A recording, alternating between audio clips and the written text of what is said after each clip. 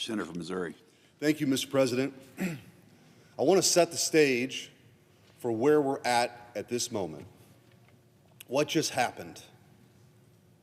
Republicans voted to move forward on a bipartisan appropriations bill to fund the Department of Homeland Security, which includes, among other things, ICE funding, TSA funding, FEMA funding, and the Democrats voted no. Now, that's not all. Right about now, there's a bus leaving. There's a bus leaving the Capitol grounds and headed for an airport. Democrats are on that bus who just voted to defund the paycheck of the TSA agent making $40,000 a year to hop on a plane funded by your tax dollars to go to Munich, to go to Europe, and badmouth American foreign policy. They'll be sipping wine with the global elites, telling them, don't listen to President Trump. That's not who we are. I got news for you. The American people have weighed in, and they did in November of 2024, and this new direction of foreign policy is the ascending view.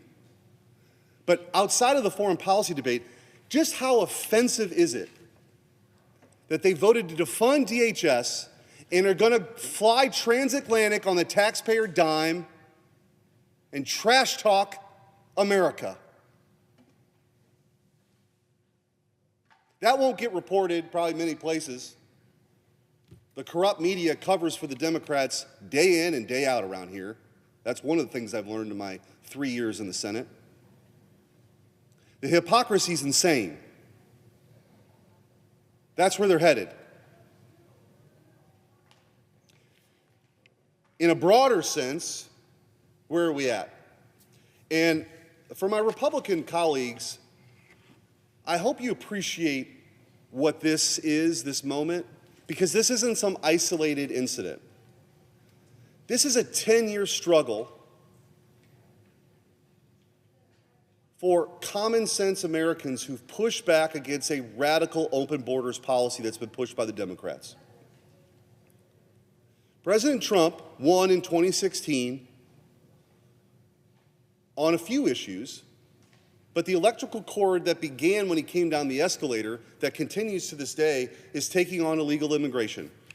And the forgotten men and women in this country whose jobs were initially displaced when the failed policies of the politicians of this town sent their jobs overseas, the towns that I grew up in, and then when they were looking for new jobs, their wages were suppressed and their jobs went to illegal immigrants.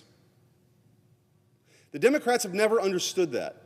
They've never understood that Americans were upset about that. And then, for the 4 years previous to this, Joe Biden let in 15 million people. How many? 1 million is a lot of people. 5 million is a lot of people. 15 million people came into this country illegally. We don't know who most of them are. We don't even know where they're at. What we do know is that literally tens of thousands of them are murderers. Hundreds of thousands of them are violent criminals.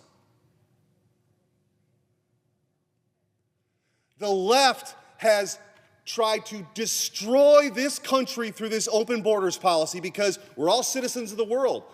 Borders are just arbitrary lines on a map. That's where the modern Democrat Party is at. They don't actually believe that America as a sovereign country should be able to tell people who can come and who has to leave. So that's what this whole thing is about. This isn't about Minnesota or some recent event. This is about the Democrats failing to accept the verdict from the American people that they sent President Trump back into the Oval Office to fix mass migration, to take on mass migration with mass deportations. And regardless of the antics that happen here today on their no vote and flying with the globalists in Europe, it will not change that agenda. It's happening, whether you like it or not. Thank God we front-loaded in the working families tax cut money for deportations, tens of billions for detention centers. 200,000 Americans have applied to be ICE agents because they love this great country and they don't want it destroyed. This is another hissy fit along the way by the Democrats who refuse to accept the political reality that they lost on this issue. So as far as I'm concerned, we could spend the next year debating this on this floor. This is a home game for Republicans.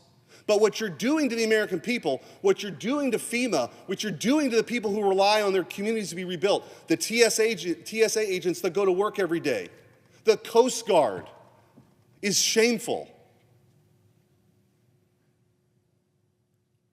Joe Biden opened up our border. It is literally unprecedented in American history that a president would say, we're not going to enforce our immigration laws.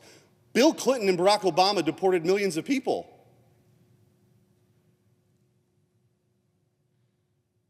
This is an effort by the Democrats, this debate, to kneecap immigration enforcement, to kneecap ICE.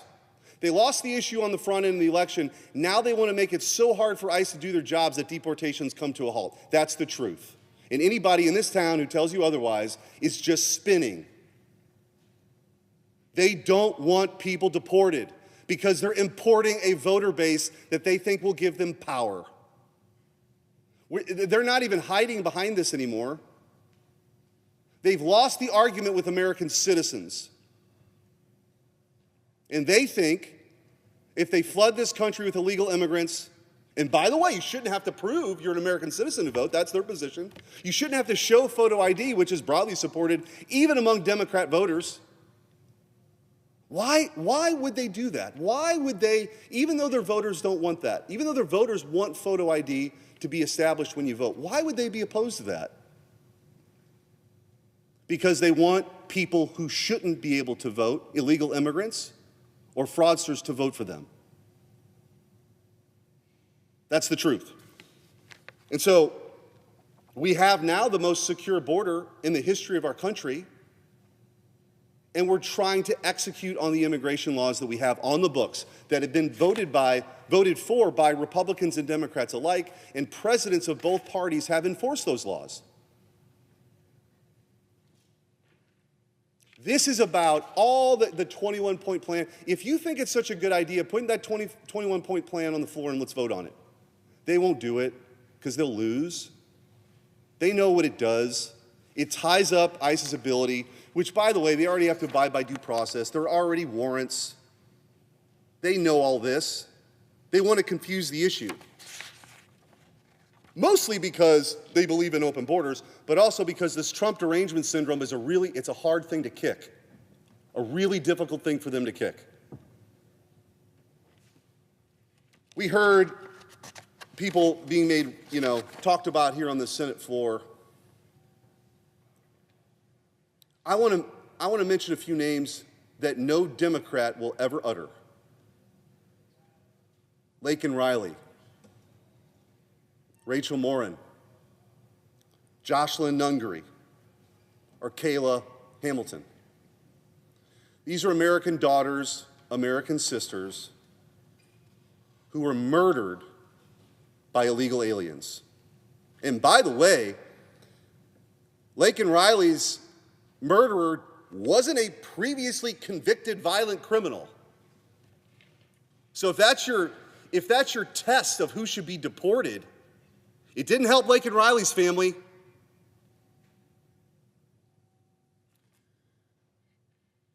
My priority, and the reason why I've been on this floor so many times about this issue, my priority is for Americans. Our immigration laws are put in place for one reason: to benefit America and Americans. The rhetoric that has come from the left on this and my Democrat colleagues, we talk about why was Minnesota a flashpoint? It's the sanctuary city status. The 9 sanctuary jurisdictions in this country In them, ICE agents are 590 times more likely to be assaulted. Since January of last year, there's been a 1,347% increase in assaults against ICE officers, a 3,200% increase in vehicular attacks. And don't tell me Tim Walz doesn't have something to do with that. And don't tell me the Mayor Fry doesn't have something to do with that, with the rhetoric. Even senators on this floor have, called it Trump's secret police and the Gestapo and Nazis. Knock it off. I hope you know better, but some people are actually listening to you. You have created conditions where confrontations are more likely. There are deportations happening all over this country, in red states and blue states alike. You don't see what you see in sanctuary jurisdictions because they're cooperating. And let's be clear what sanctuary status really means to the American people, okay? Local authorities will not tell ICE agents when illegal alien rapists are being let out of prison. That's what it means, practically. They hate Donald Trump so much, and they believe in open borders so much, or they want new voters in this country for them so much, the crave for power so much, that they are willing to let an illegal immigrant rapist back out on the streets. A murderer, a burglar. Nope, we're not telling you. And oh, by the way, we're not going to send 911 to help you if you've got a problem. This is insane. So to my Republican colleagues, let's put all of those issues in front of the American people. I am not afraid of this debate at all. Bring it on. What's sad is that the Democrats continue to play the Olay game here. They negotiate a deal, and then they hold it up. We saw this with the longest government shutdown in American history just a couple months ago, and now here we are again with DHS funding. Meanwhile, they're sipping wine and eating caviar in Europe. I went to Munich last year. It's also worth pointing out, by the way, that 2 years ago, almost to the date, we were here. And those of us who thought that quote-unquote bipartisan immigration plan was terrible, and it was, which is why it fell apart. It made illegal immigration easier. We had to hold the floor all weekend long in a bipartisan affair, by the way, to get the Ukraine funding done in time for Chuck Schumer to deliver $60 billion to Ukraine at the Munich Security Conference. What I have learned in 3 years here is the Munich Security Conference for Democrats is like the Super Bowl.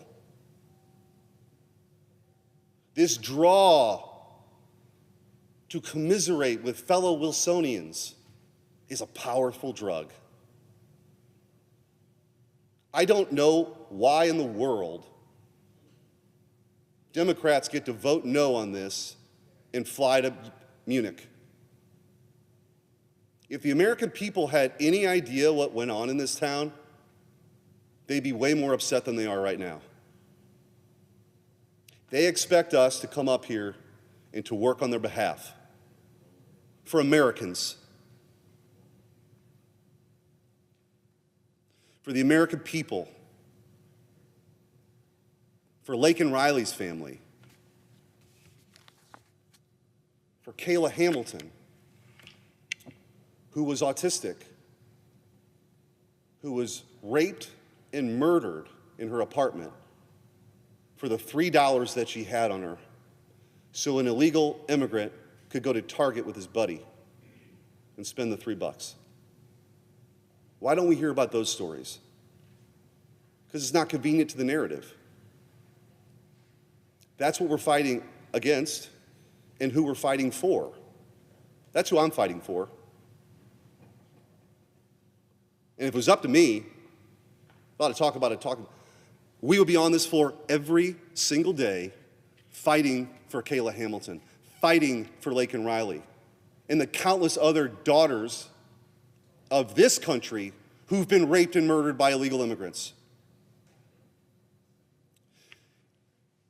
Todd Lyons earlier today testified, okay, just to tell you how sick this is, that in Colorado, ICE wanted to perform an operation in Colorado to deport illegal alien Tren de Agua gang members from an apartment complex.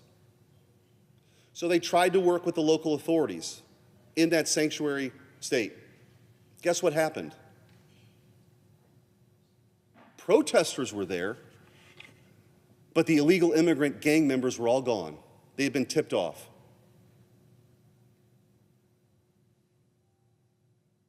I actually can't believe this is happening in my country. I can't believe somebody's instinct in this crazy suicidal empathy.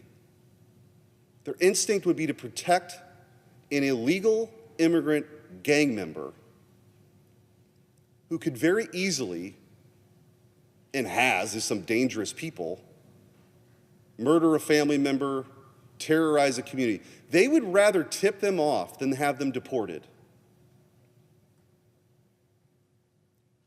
These are the facts. So, what should we do? Here's what I think. I think it's actually an opportunity for us to strengthen our immigration laws. The Democrats want to kneecap ICE. I've submitted the Protect America Act for debate. It would do 4 things. 1, it would end sanctuary city status for good. 2, it would increase penalties for illegal entry and illegal reentry. A lot of these crimes are being committed by people who've been deported, they come back. That has happened. And by the way, if you come here illegally, I think you ought to have jail time. As a former federal prosecutor, as a former prosecutor, as Attorney General in Missouri, I can tell you, people respond to incentives.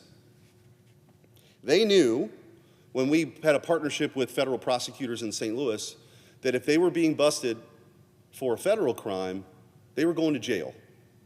If it was a state crime, and Kim Gardner, the Soros-funded prosecutor in St. Louis at the time, was handling the case, they literally would laugh in the backseat of the cop car because they knew they'd be out later that day.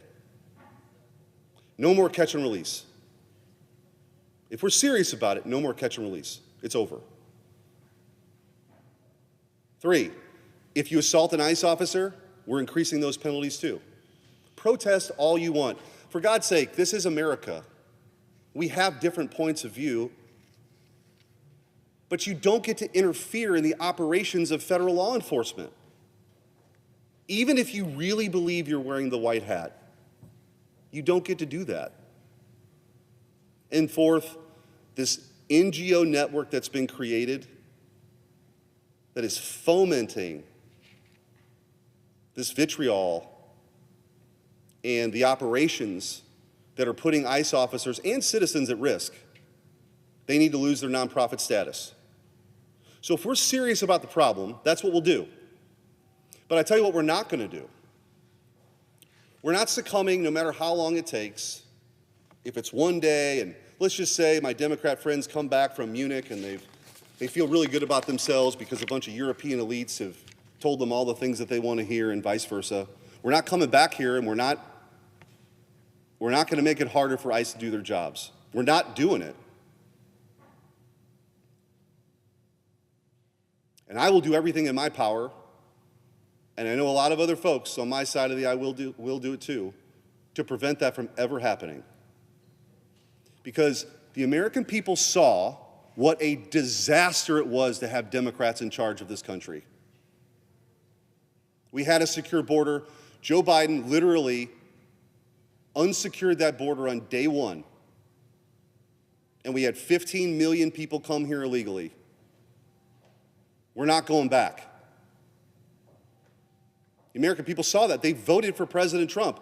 He was very clear about it. This wasn't a footnote in his campaign. This was a central theme. And you may not like it, But that's what our republic is about. For all the talk of saving democracy and sticking up for democracy I hear from the other side, it's all nonsense. If they actually believed that, they would respect the fact that the American people voted for this. They voted for deportations. And I know that, like, in the woke left world, it's a dirty word. It's not where I come from, not in Missouri. People believe in common sense. They don't think you should get to break the law like that and get away with it. So, I don't know when, I guess we'll be back here in a week or something, but the reality is not going to change. No matter how much Chuck Schumer tries to villainize ICE agents, no matter how many times I hear my colleagues from the other side try to stir up people, it will not change this very basic reality. We have front-loaded money for deportations, and those deportations will continue, and there's nothing you can do about it. Now, if you want to make a proposal to stop that, put it on the floor. You'll lose. But I want them to know, and also my colleagues, I am 100% committed to this. It is central to the idea of being a sovereign country. No sane country in the history of the world would do this. By the way, speaking of heading over to Europe, ask them how mass migration is working out for them. They've done it, and it isn't working. So if you got any advice coming back from that side of the Atlantic, I'm not really interested on this topic or on censorship. Maybe you can deliver the message that they ought to step up for their own defense of their own continent in a more meaningful way. Now, that might not make you popular over there. That's the message that I delivered when over last year. But as it relates to illegal immigration, the deportations will continue.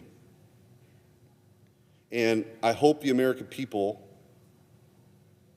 understand that the people that just voted to defund ICE are sipping champagne in Europe, bad-mouthing the United States of America's foreign policy. That's who they are. That's the reality. And this debate will continue, Mr. President. But as far as I'm concerned, Republicans, we should be playing offense here. Let's strengthen our immigration laws. Let's treat this as seriously of a problem as it is for our country, as it really is. With that, Mr. President, I yield the floor.